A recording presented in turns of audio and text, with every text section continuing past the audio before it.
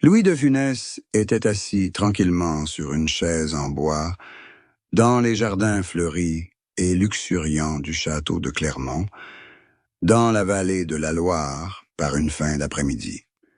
Une douce brise faisait bruisser les rosiers qu'il avait méticuleusement cultivés. Mais sous l'apparence sereine d'un paysan, après la gloire de sa carrière, se cachait une tristesse indicible qui enveloppait l'âme de celui qui avait été jadis l'incarnation même de l'humour français le plus pétillant. À l'aube de sa vieillesse, après avoir captivé des millions de personnes à travers le monde par son air renfrogné, sa démarche pressée et son rire incessant, Louis apparaissait avec une immobilité mélancolique, une vague tristesse le rongeant de l'intérieur, laissant planer le doute sur ce qui se cachait réellement derrière ses petits yeux perçants, désormais empreints de lassitude et de mélancolie. Son chagrin ne provenait pas seulement de sa santé déclinante après une série d'infarctus ou d'une carrière parvenue à un sommet insurmontable. Cela prend la forme de souvenirs enfouis, d'une profonde solitude qu'il a patiemment dissimulée sous le masque de personnages grognons et humoristiques. Le décor actuel de Louis est un silence pesant dans l'immense château désert, où chaque pas résonnant sur le sol de pierre semble lui rappeler un secret de famille ou un regret tardif concernant ses premières années de pauvreté et d'humiliation dont il ne s'est jamais vraiment débarrassé. Une mélancolie morbide, née du perfectionnisme, une peur d'être oublié et une vérité douloureuse sur sa relation avec les enfants, qu'il a toujours aimé d'une affection à la fois étouffante et maladroite, ressurgit avec une force inédite, au milieu du parfum enivrant des roses. Louis de Funès semble cacher une âme faible et timide, tapie derrière l'image d'un homme puissant à l'écran, une vérité sur la part d'humanité qu'il a sacrifiée pour devenir une machine à rire pour le monde. Cette tristesse, telle une fausse note dans la brillante symphonie de sa vie, laisse supposer que Louis dissimulait un secret sur les origines espagnoles tumultueuses de sa famille, ou la confession d'amour déçue qu'il avait habilement enfouie sous des applaudissements enthousiastes. Vers la fin de sa vie, il se replia de plus en plus sur le monde des plantes et des arbres. Son silence n'était pas synonyme de paix, mais d'une lutte intérieure entre le maintien de l'image d'un roi de la comédie et le désir ardent de se libérer du poids de sombres secrets liés à son complexe d'infériorité et à la douleur du rejet.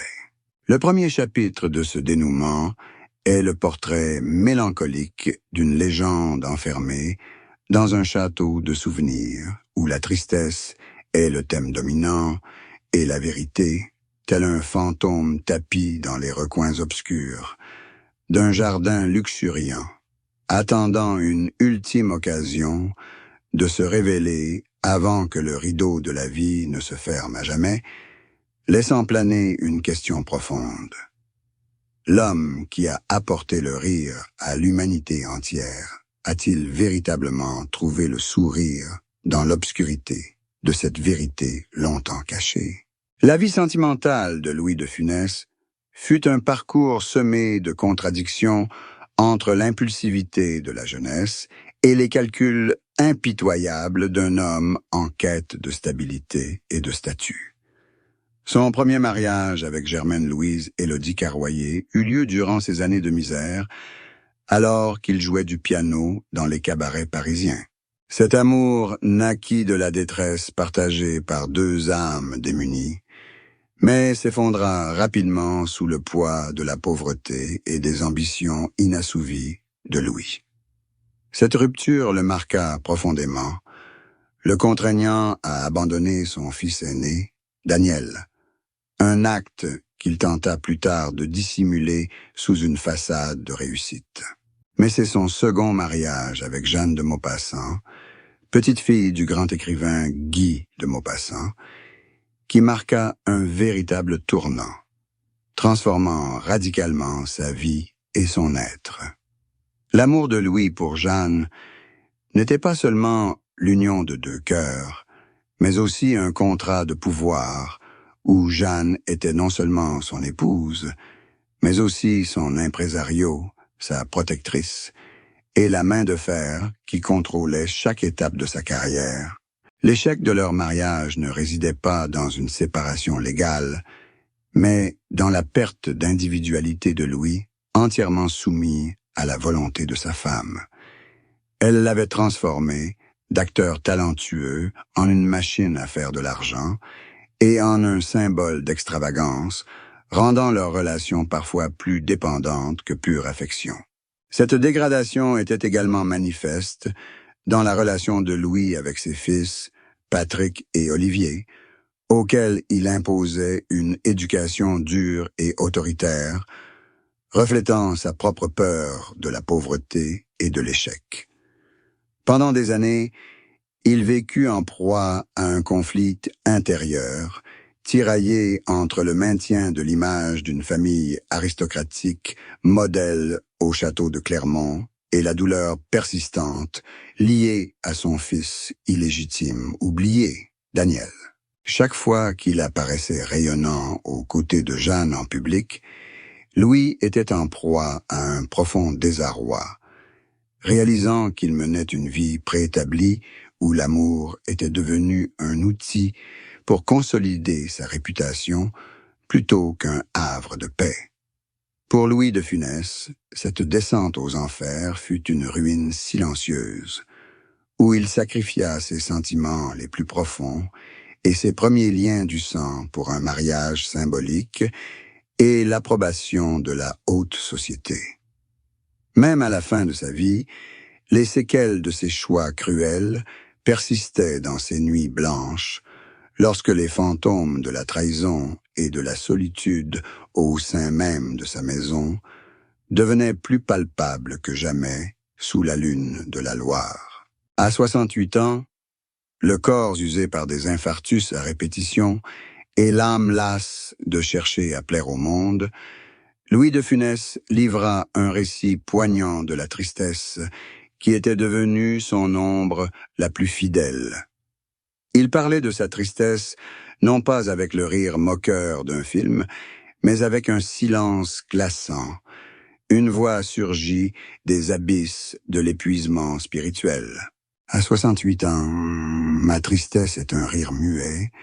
La prise de conscience que j'ai passé ma vie à faire le clown pour ceux que je hais vraiment, murmura-t-il, dans l'obscurité de son cabinet de travail au château de Clermont.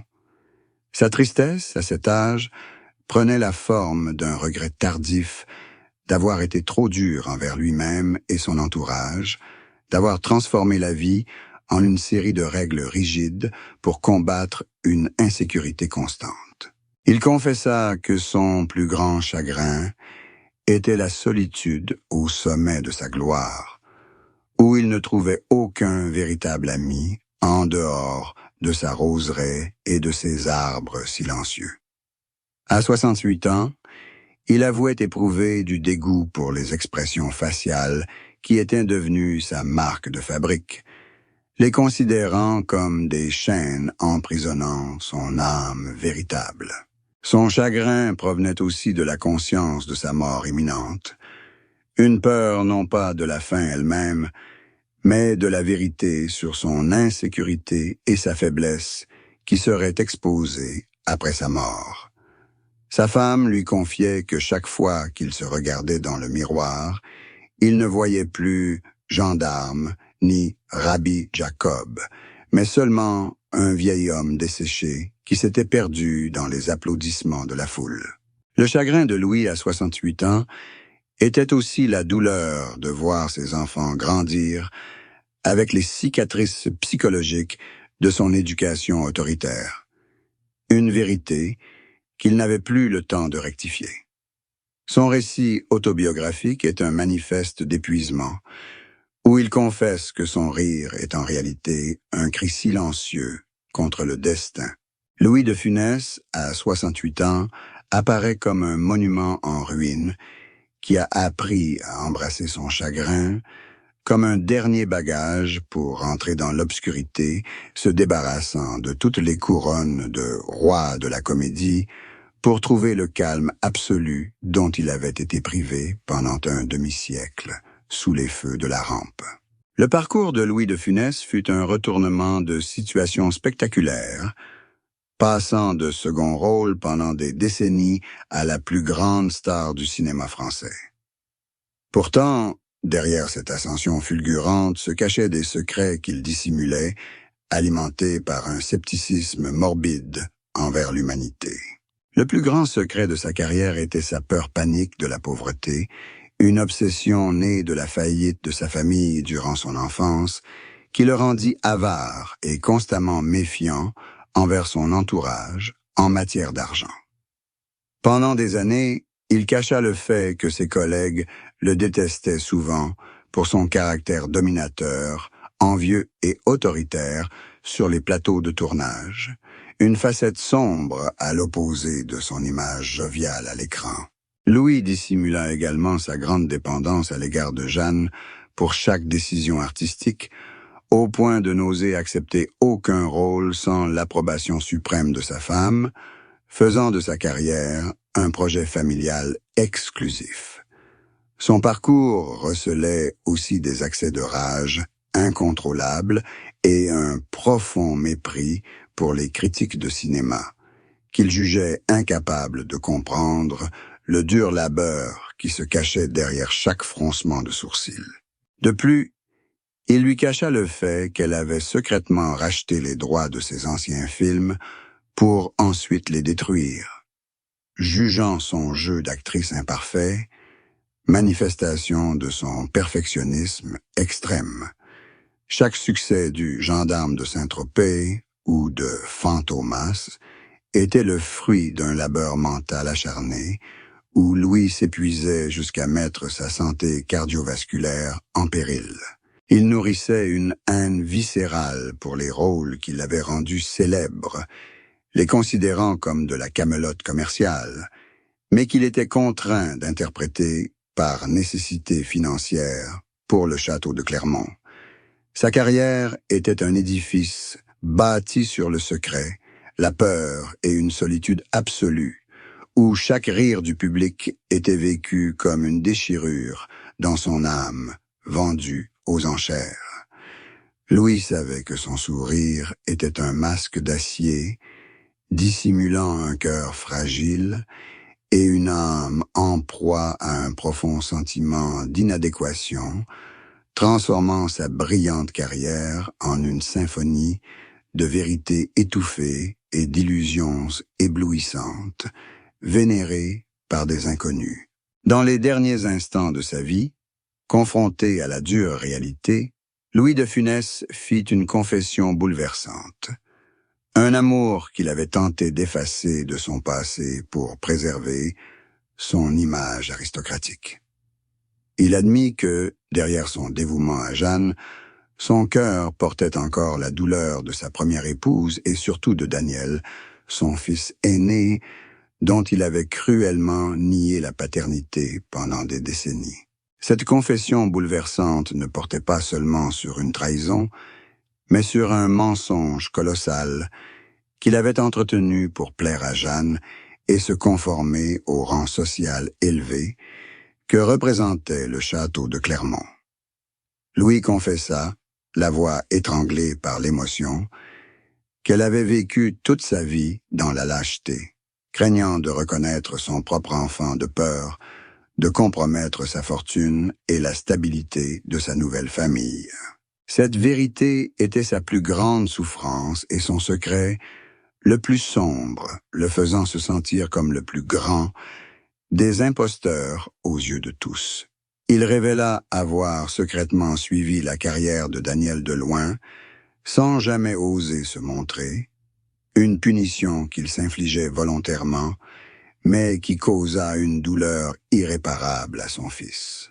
Cette confession bouleversante révéla également que Jeanne l'avait contraint à choisir entre sa nouvelle famille et son fils aîné, et qu'il avait préféré la gloire à la paternité.